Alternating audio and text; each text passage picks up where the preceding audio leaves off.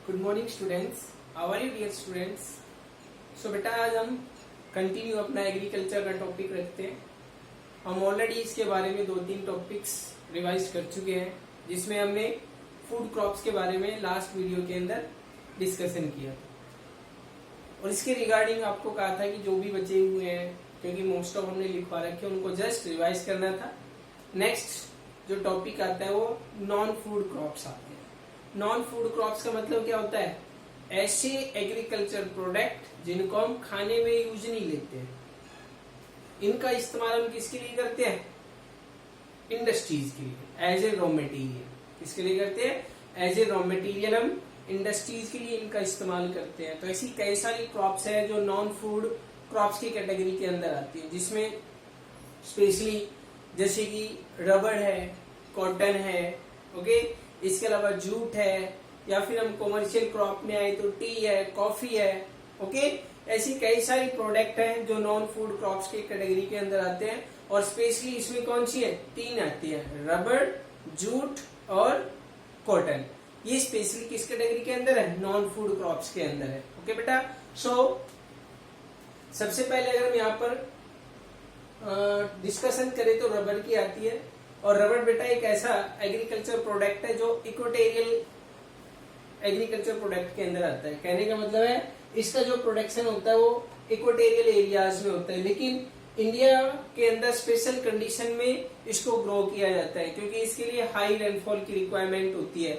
और हमारे यहाँ पर जहाँ पर 200 सेंटीमीटर से अबव रेनफॉल होती है, वहां पर इजिली प्रोडक्शन किया जा सकता है, या फिर हम कह सकते हैं कि रबड़ को ग्रो किया जा सकता है। इसके लिए जो रिक्वायरमेंट होती है वो मॉइस्ट एंड ह्यूमिड क्लाइमेट की होती है। रेनफॉल 200 सेंटीमीटर से अबव होनी चाहिए, एंड टेम्परेचर जो है वो ऑलवेज 25 डिग्री से अबव हो। कहने का मतलब है कोल्ड टेम्परेचर में रबड़ का प्रोडक्शन पॉसिबल नहीं है। तो ऐसा एरिया में कहाँ पे मिलता है? नॉर्थ ईस्ट पार्ट में मिलता है। कहाँ पर? नॉर्थ ईस्ट पार्ट के अंदर रबड़ का प्रोडक्शन पॉसिबल है, क्योंकि वहां पर जो टेम्परेचर होता है वो ऑलवेज 25 डिग्री से अबव होता है। वहां पर ना तो ज्यादा गर्मी होती है, यानी कि टेम्परेचर 25 से अबव होता है, लेकिन कोल्ड नहीं होती है, सर्दियां बहुत कम होती है। क्लियर?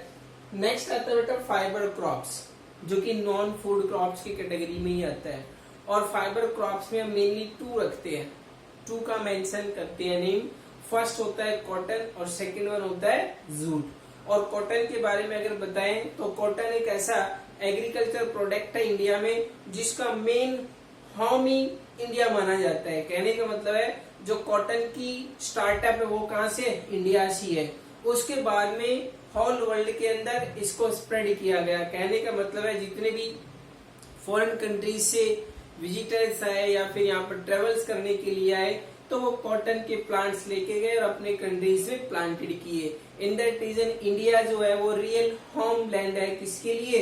कॉटन के लिए। इन दैट रीजन इंडिया की जो कॉटन है वो वर्ल्ड क्लास की सबसे बेस्ट कॉटन मानी जाती है। इन दैट रीजन यही कारण था कि जो इंग्लैंड था यानी यूरोपियन कंट्रीज थी, उन सबका इंडिया की तरफ मूव होने का मेन रीजन यही था कि यहाँ पर बेस्ट क्लास की कॉटन अवेलेबल थी, क्योंकि उस टाइम में जो इंडस्ट्रीज थी मेनली टेक्सटाइल से बिलोंग करती थी। क्लियर? सो सबसे पहले कॉटन का नाम आता है, जिसमें फाइबर क्रॉप्स के अंदर जैसे कॉटन है, जूट है, हेम्प है, या फिर नेचुरल सिल्क है, are the 4 major fibre crops grow in India. ये चारों इंडिया के अंदर ग्रो की जाती है। कॉटन जो कि फाइन बेस्ट क्लास की होती है। जूट के लिए पहले जब बांग्लादेश इंडिया में इंक्लूड था तो वर्ल्ड की सबसे ज्यादा जूट प्रोडक्शन इंडिया से मिलती थी, लेकिन आज लगभग 60 से 70% जो जूट प्रोडक्शन पार्ट है वो कहाँ पे चला गया? बांग्लादेश में चला गया। In that region India second position gain करता है after Bangladesh. Okay, next one, rearing of silk worm of for the production of the silk fibre is known as sericulture. और बेटा जो हम सिल्क का प्रोडक्शन करते हैं स्पेशली सिल्क वर्म के थ्रू, वो जो एग्रीकल्चर होती है वो सेरीकल्चर के नाम से जानी जाती है। किसके नाम से? सेरीकल्चर के नाम से। ओके, तो इन दैट रीजन यहाँ पर हम मेनली 4 का मेंशन किए हैं फाइबर के अंदर, जिसमें कॉटन है, जूट है, सिल्क है और साथ में हेम्प है। ओके, नेक्स्ट आता है बेटा कॉटन। कॉटन की बात करें तो कॉटन हमारे इंडिया के वेस्टर्न पार्ट में सबसे ज्यादा है, जिसमें जैसे कि वेस्टर्न की बात करें तो महाराष्ट्र है, इसके अलावा गुजरात है, राजस्थान में भी होता है। और इसके लिए सबसे आइडियल सॉइल की रिक्वायरमेंट होती है वो ब्लैक सॉइल होती है, क्योंकि वो लॉन्ग टाइम तक मॉइस्चराइजिंग को होल्ड करके रख सकती है, वाटर को अपने अंदर ऑब्जर्व करके रख सकती है। Okay, in that region cotton के लिए स्पेशली एक सॉइल की रिक्वायरमेंट होती है, वो सॉइल कौन सी है? ब्लैक सॉइल है, जो कहाँ पे अवेलेबल है?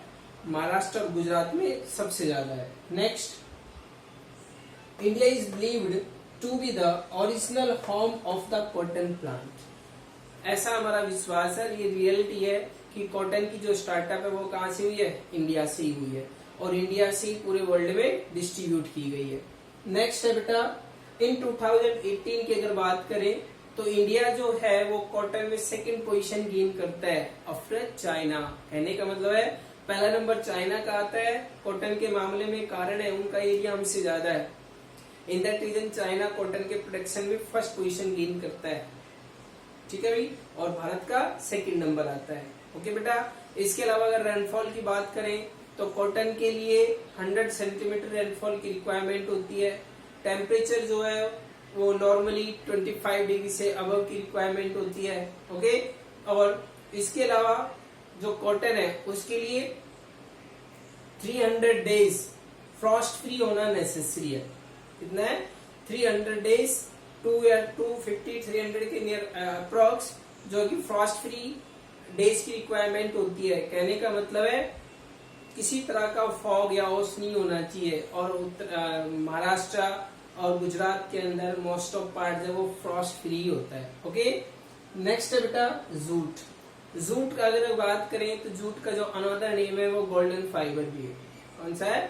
Golden fibre. सुनहरे कलर का होता है, गोल्डन कलर का होता है, इन दैट रीजन इसे गोल्डन फाइबर भी कहते हैं। और जूट का प्रोडक्शन मेनली जो भारत के अंदर वेस्ट बंगाल है, वेस्ट बंगाल में सबसे ज्यादा है, क्योंकि उसके लिए जो आइडियल कंडीशन है वो हुगली रिवर प्रोवाइड करती है। हुगली रिवर की तकरीबन 90 किलोमीटर की जो रिवर बेल्ट है, वो रिवर बेल्ट जूट के प्रोडक्शन के लिए एवरी आइडियल कंडीशन प्रोवाइड करती है, क्योंकि इसके लिए जो वाटर की रिक्वायरमेंट है वो भी अवेलेबल है, जो टेम्परेचर रिक्वायरमेंट है वो भी अवेलेबल है, ट्रांसपोर्टेशन, लेबर, ये सब वहां पर इजिली अवेलेबल हो जाती है।